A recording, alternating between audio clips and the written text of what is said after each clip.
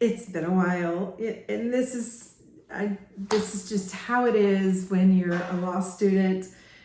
Time for a lot of YouTube videos have just come and gone, so I wanted to post an update. I am in my last semester of law school right now, and yes, I'm actually already starting to study for the bar, even though I'm still finishing up some classes. I'm doing my substantial writing requirement during this semester as well. I've got to actually make decisions about that this weekend. I've got to have my topic chosen about what I'm going to write about and get all that together. But I wanted to just check in. Thank you so much to all of my YouTube friends who've been, some of you are now following on my social media, because I do kind of keep up more updates there on Facebook and Instagram. In my stories, I kind of take you through the day in my stories, so you're welcome to follow me there. But I can't believe that it's already time to graduate. I've registered for the bar, for the February bar, and I've registered to graduate with my school, and so things are just moving along. It's kind of crazy to think about. No, I don't have a job secured. I'm still kind of debating about what exactly I'm going to do. I am interested in working for the district attorney's office in the county where I live, and there's a process to go through for hiring, and it's not as large of a county as Harris County, which is Houston, where our school is. I live in a northern county above, so it's a smaller county, and the turnover and the openings are not quite as large as what it is in Harris County. And so I may have to wait for an opening there, but I do have a family member who's an attorney here in the town where I live, and I've interned with him some, and so I may work with him for a little bit until another opening opens, but we'll see. I'm still kind of got my feelers out, but basically right now I'm focused on the bar. And that is something I wanted to talk to you about as well. I know a lot of you have questions about the LSAT and requirements for getting into law school, because that's where you are right now. You're working on the getting in part. And I've mentioned this in a few of the videos, but the truth is the requirements for the LSAT have changed so much, believe it or not, just in the last 2 years. Since I took the LSAT, I took it in 2022, at the beginning of 2022, and I started law school in the fall of 2022. It is now the fall of 2024, and I'm going to be graduating. I did my law school in 2.5 years instead of 3. But the requirements for the LSAT are very different now. They're taking away the logic games, that kind of thing. I've said it in other videos, but I'm going to repeat it here. My suggestion to you is to go to the LSAC site, get yourself registered. Once you get registered in LSAC, that's the core site that you're going to be using even once you become a law student. Your submissions for whatever your state bar goes through that as well. But once you sign up through the LSAC site, that's where you're going to have access to see what the acceptance rates are at the schools that you are interested in going to. You can go and look. There's a chart. I think most schools, if not all schools, have their chart in the LSAC site, where you can look up and see what the GPA is and what an LSAT score is. There's the coordinates for scores and LSAT scores and that kind of thing. And you can see what the acceptance rate was at the school you're interested in going to for the scores that you have. So whatever your undergrad GPA is, and whatever the LSAT score is that you have already received, or what, just so that you would know, okay, what you need to aim for as far as being accepted in the school that you want to go to. You can get that information on the LSAC site. That's lsac.org, I believe. So definitely sending you there. I personally don't have a lot of information just about how to prepare for that. I'm a terrible representative when it comes to that, because as I've mentioned before, once I decided to go to law school, I had a very short period of time to register and take the LSAT. So I really only studied for like 2 weeks. and I honestly got the same score on the test as I did on the diagnostic. But that score was enough for me, along with my GPA, for me to get into law school. Do I regret just going ahead and kind of pressing on through and graduating a whole semester early? No, I don't. I'm very glad that I'm going to be graduating in December, and I can tell you, I'm definitely experiencing the burnout. I'm having to press on through, make myself focus to finish this out.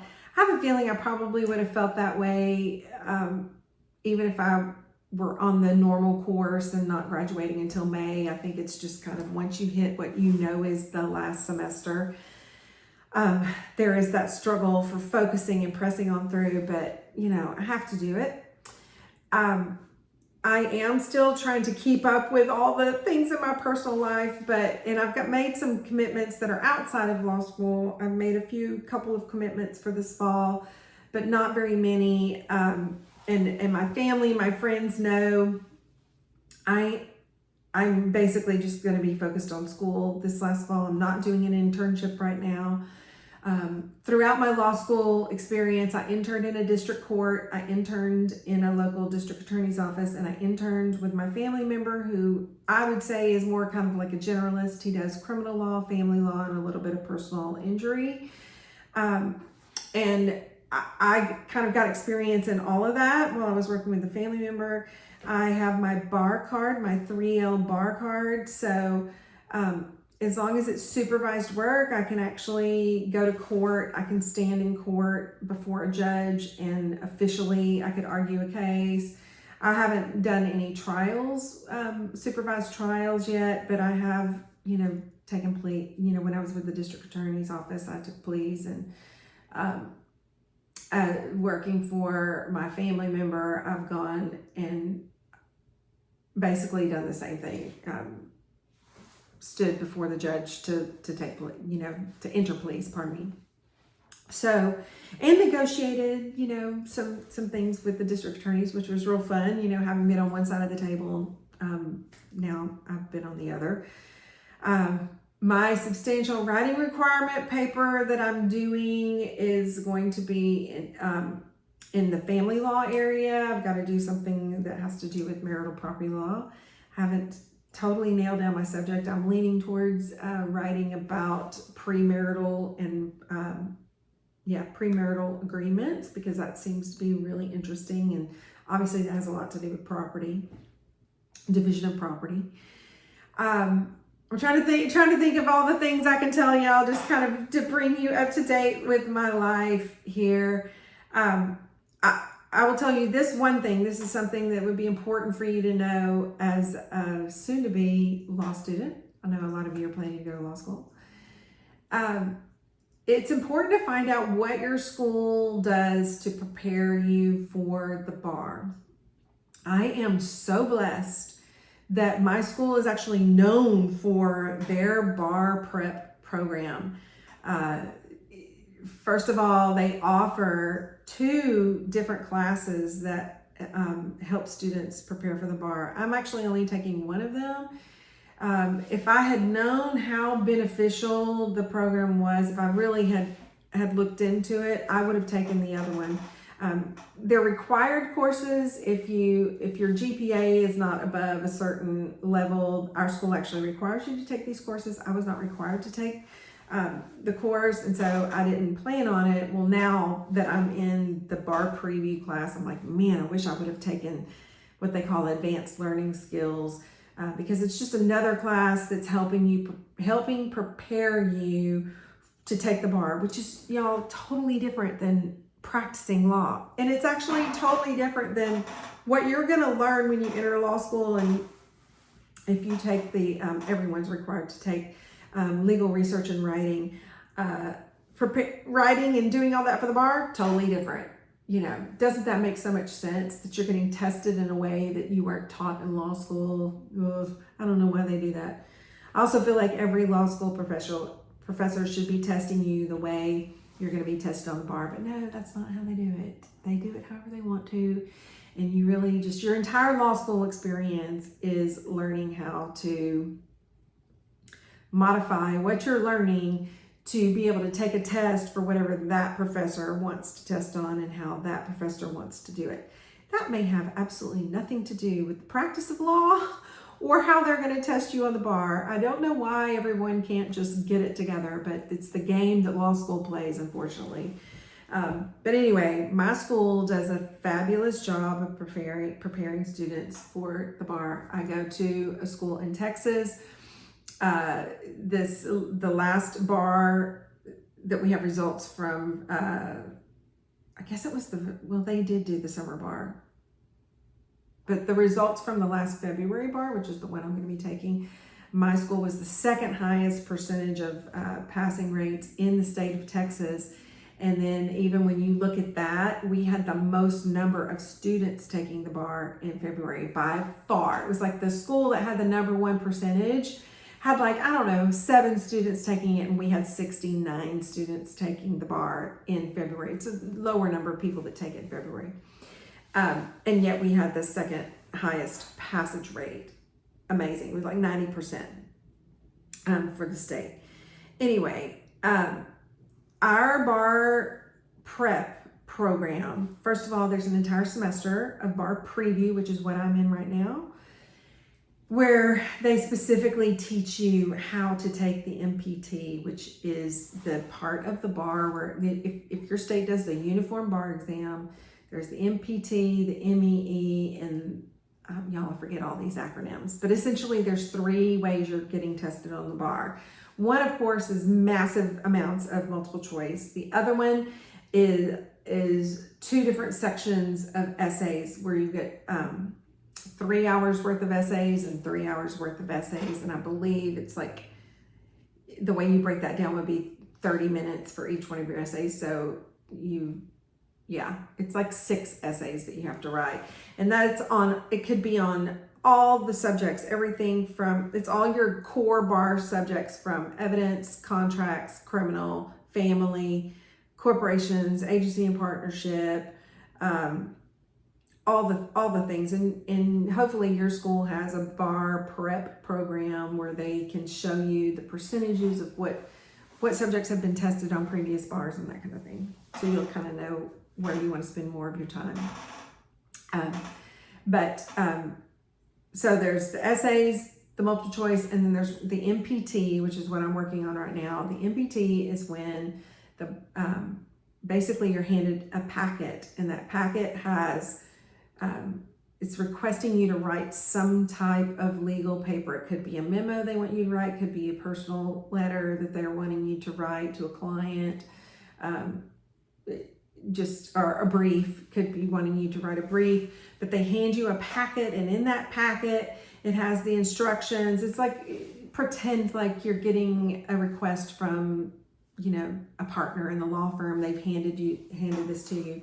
So you get the instructions, you're going to get some case file information, and then they go ahead and give you the law. So if there's statutes that relate to what you need to write about, the statutes will be given to you. If there's no statutes, but they're all in case law, then the library has all the cases that you need. So it's not like you're having to go research on your own. Everything that you need's in it, but you have essentially an hour and a half to read through the entire packet and write whatever this legal thing is that you're supposed to write. Memo, brief, letter, whatever.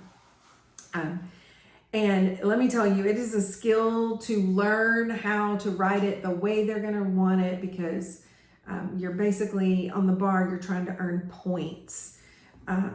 It's not so much about, let me pass, did I write this in a format that's a passing format or whatever.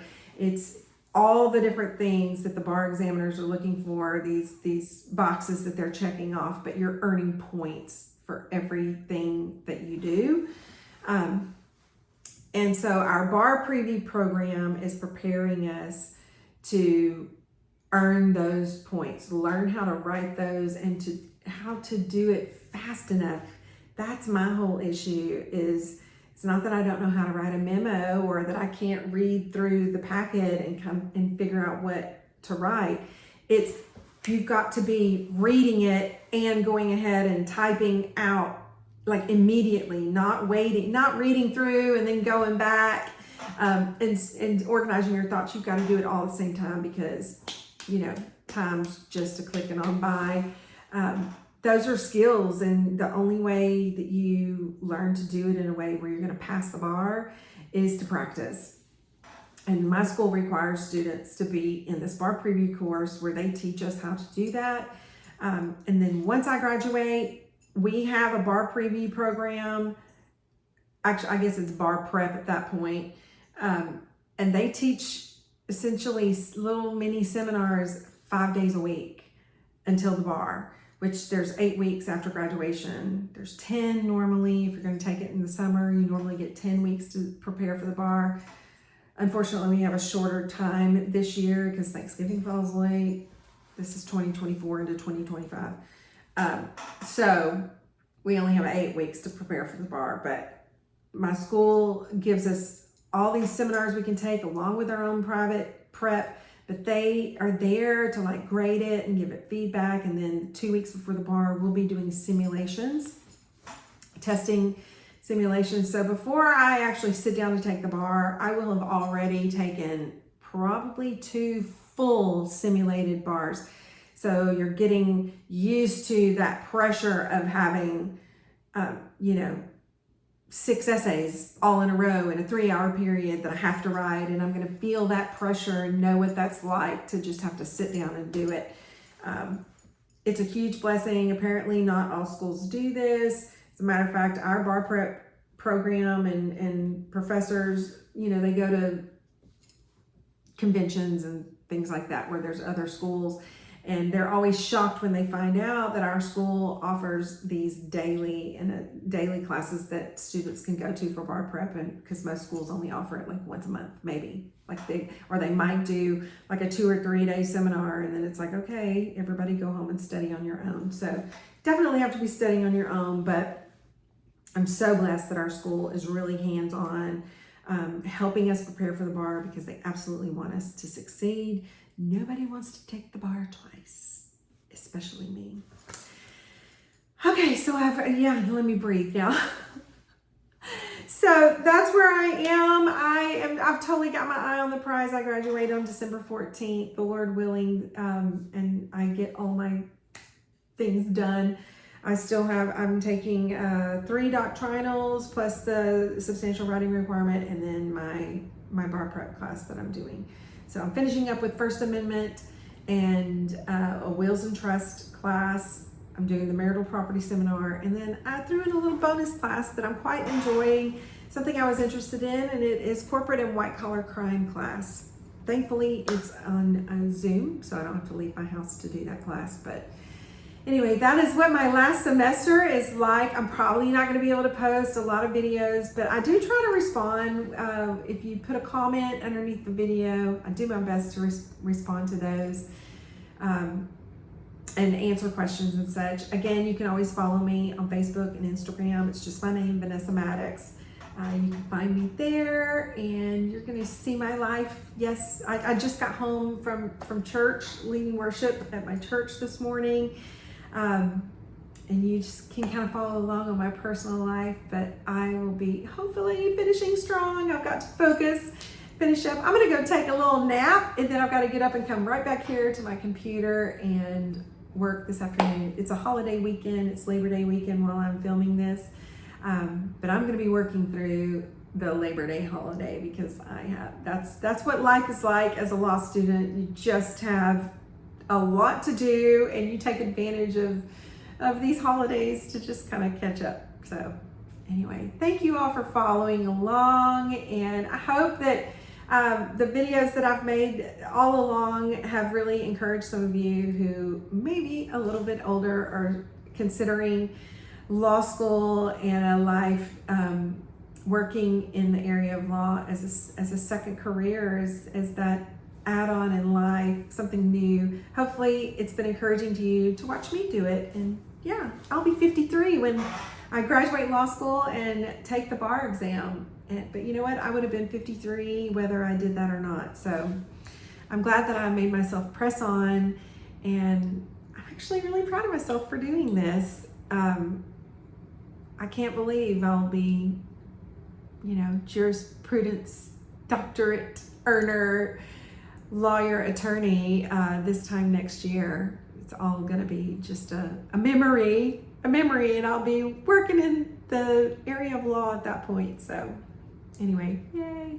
Thanks again, and I'm sure I'll post another video before it's all over, but hopefully this was a good update for all of you. All right, talk to y'all later.